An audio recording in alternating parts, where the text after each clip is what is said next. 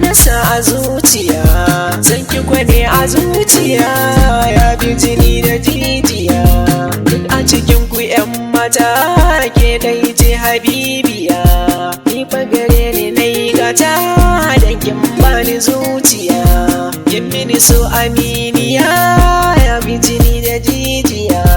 Kiyo tunani 'yan mata, kin mini so ba fargaba, sana'arin ki na yi gata, ke na fi so mai kyan haiba. Ke na kira da gimbiya, ba wai zance na yi zamba. So ne na kina gani, ke ce ɗaya a bar duba.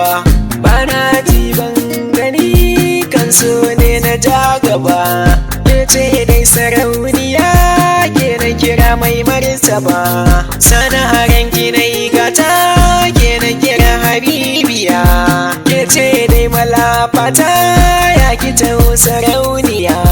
Kin mini so na yi rata, ke ɗaya ce a zuciya. Kina da kyau da kyan kallo, mai tsafta da tarbiya.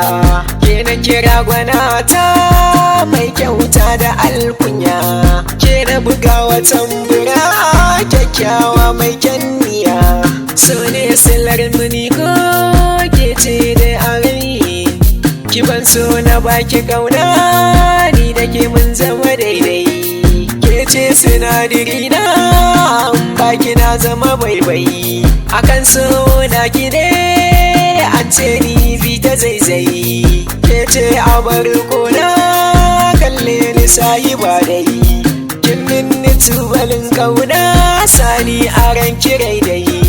Ke ce fa damuwata, ke ce fa manufata, sani a zuciyarki, kin kau da damuwata. Ke ce a bar yabota, sannan gimbiyata. Hubbi na zuciyata, sannan a bar yabota.